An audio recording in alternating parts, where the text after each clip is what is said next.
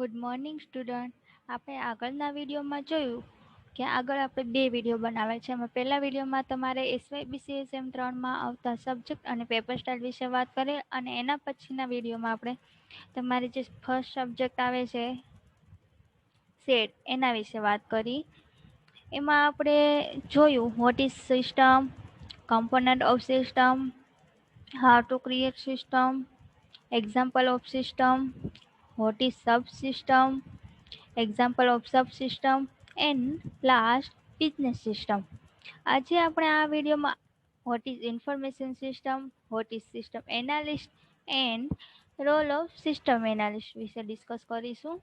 તો એમાં ફર્સ્ટ જોઈએ ઇન્ફોર્મેશન સિસ્ટમ.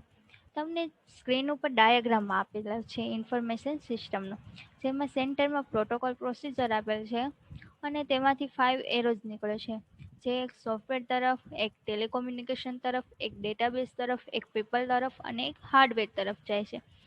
એમાં જે તમને સેન્ટરમાં આપેલ છે પ્રોટોકોલ પ્રોસિજર, એમાં પ્રોસિજર થાય છે અથવા તો કોઈ પ્રોટોકોલ છે, ટીસીપી આઈપી છે, ગમે એ પ્રોટોકોલ છે એમાં પ્રોસેસ થાય છે. અને પ્રોસેસ થાય કોઈ સોફ્ટવેર છે, કોઈ ટેલિકોમ્યુનિકેશન કંપની છે, અથવા કોઈ ડેટાબેઝ આપણે ક્રિએટ કરી છે, કોઈ પીપલ છે એ ડેટાબેઝને ક્રિએટ કરે છે, અને હાર્ડવેર છે, એમાં બધી પ્રોસેસ થાય છે. હવે આપણે જોઈએ ઇન્ફોર્મેશન સિસ્ટમની ડેફિનેશન. તમને આ ડાયાગ્રામ છે એ જો વોટ ઇઝ ઇન્ફોર્મેશન સિસ્ટમ પૂછાય તમને 3 માર્ક્સમાં, તો તમારે ડાયાગ્રામ ડ્રો કરવાનો રહેશે. અને જો 1 માર્ક્સ અથવા તો 2 માર્ક્સમાં પૂછાય તો તમારે ડેફિનેશન જ આપવાની રહેશે. તો તમે આ ડાયાગ્રામ તમારી બુકમાં નોટ કરી શકો છો અથવા તો સ્ક્રીનશોટ લઈ શકો છો. હવે આપણે જોઈએ એની ડેફિનેશન.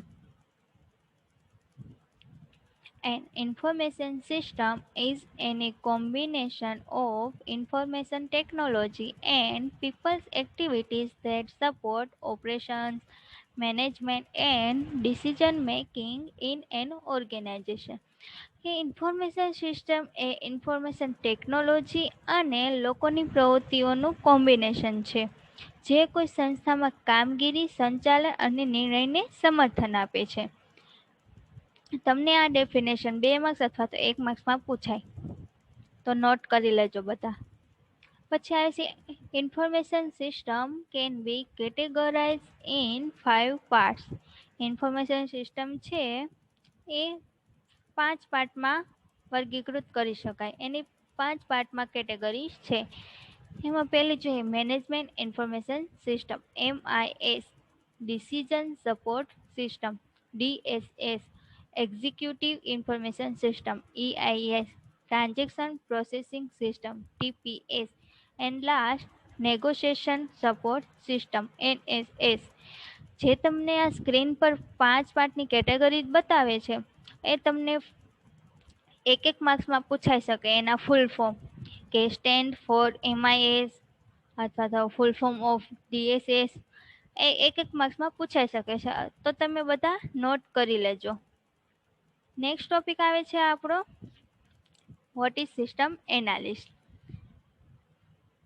એમાં જોઈએ આપણે તમને જે સ્ક્રીન પર આ સિસ્ટમ એનાલિસ્ટનું એક ડાયાગ્રામ દેખાય છે, જેમાં સેન્ટરમાં સિસ્ટમ એનાલિસ્ટ છે.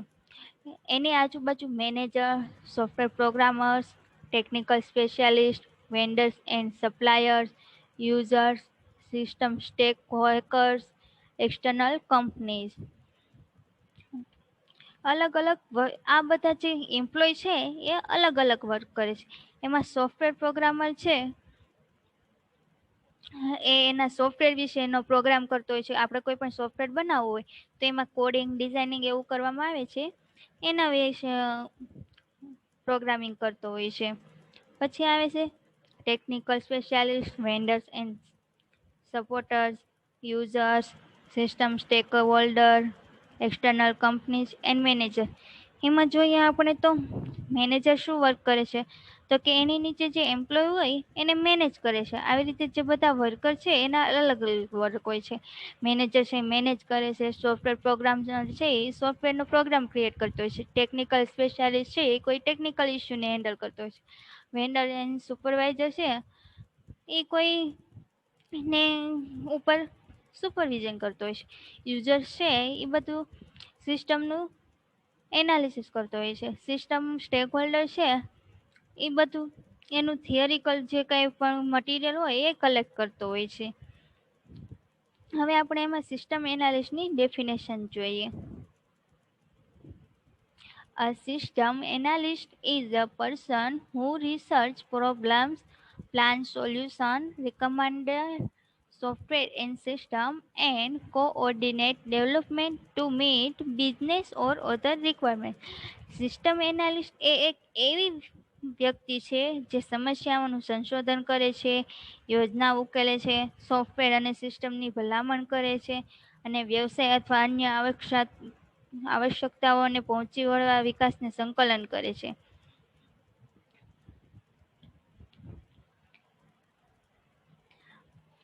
એટલે કે એ system analyst is a person who research problems. એટલે કે સિસ્ટમ એનાલિસ્ટ એ એવો વ્યક્તિ છે જે પ્રોબ્લેમનું રિસર્ચ કરે છે, પ્લાનનું સોલ્યુશન આપે છે, પ્રોબ્લેમનું સોલ્યુશન આપે છે, રિકમેન્ડેડ સોફ્ટવેર એન્ડ સિસ્ટમ અને સોફ્ટવેરને ભલામણ કરે છે, coordinate development to meet business or other requirement.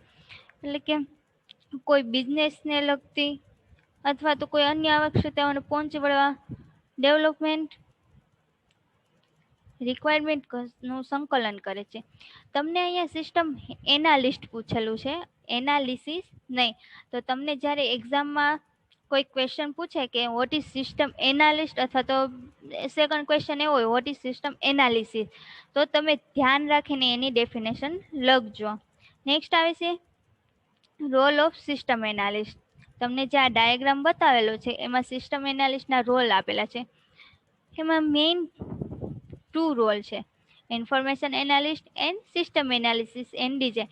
જે આ 2 રોલ છે, આ ફર્સ્ટ ઇન્ફોર્મેશન એનાલિસ્ટ અને second system analysis and design, એ એના મેઇન રોલ છે. એમાં જોઈએ, system analyst is a person who is responsible to fulfil the needs of organisation and provide the information. કે સિસ્ટમ એનાલિસ્ટ એ એવી વ્યક્તિ છે જે સંસ્થાની જરૂરિયાતને પૂર્ણ કરવા માટે ઇન્ફોર્મેશન પ્રદાન કરવા માટે જવાબદાર છે.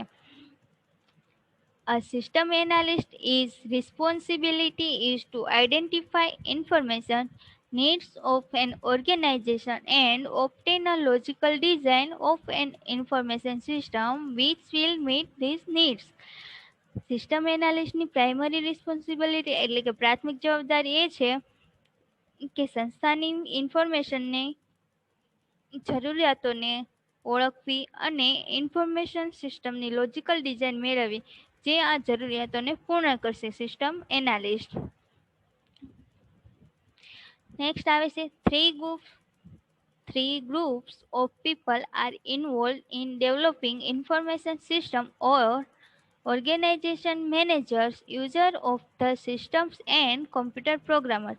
લોકોના ત્રણ ગ્રુપો હોય છે સંસ્થામાં: મેનેજરો, સિસ્ટમોના વપરાશકર્તાઓ અને કોમ્પ્યુટર પ્રોગ્રામરો માટે માહિતી પ્રણાલીના વિકાસમાં સામેલ છે. નેક્સ્ટ આવે છે The efforts of the system analyst is to coordinate all these groups to effectively develop and operate computer-based information system.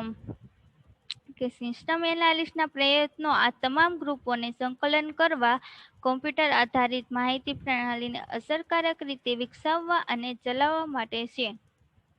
Some important function of system analyst can be expressed as follow. System એનાલિસ્ટના કેટલાક મહત્વપૂર્ણ કાર્ય નીચે મુજબ વ્યક્ત કરી શકાય છે. એમાં ફર્સ્ટ આવે છે ડિફાઇનિંગ રિક્વાયરમેન્ટ.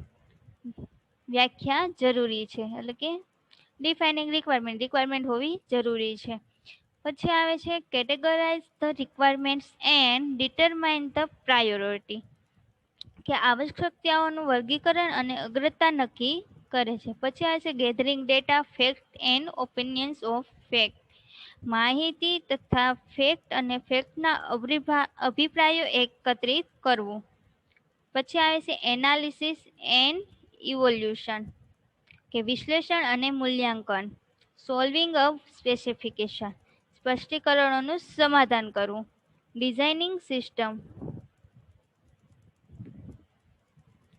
કે ડિઝાઇનિંગ સિસ્ટમને ડિઝાઇન કરવી. ઇવેલ્યુટિંગ સિસ્ટમ મૂલ્યાંકન કરવું સિસ્ટમ.